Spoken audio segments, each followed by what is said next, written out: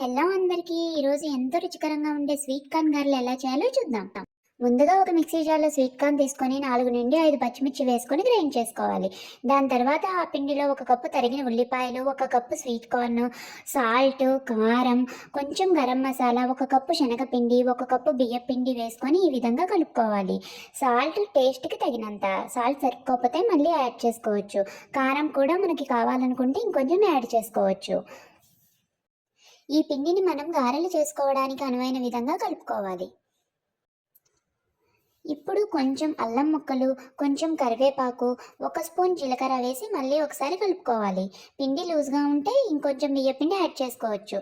Deep ఫ్రైకి సరిపడా oil తీసుకొని ఈ విధంగా గారెల్లాగా చేసుకొని మీడియం టు లో ఫ్లేమ్లో మనం ఈ గారెల్ని ఫ్రై చేసుకోవాలి. మరీ హై ఫ్లేమ్లో ఫ్రై చేసుకోవద్దు, ఎందుకంటే లోపల మనకి కుక్ అవ్వదు సరిగ్గా. అంతేనండి, ఎంతో టేస్టీగా ఉండే స్వీట్ కార్న్ గారెలు ready. Thank you so much for watching.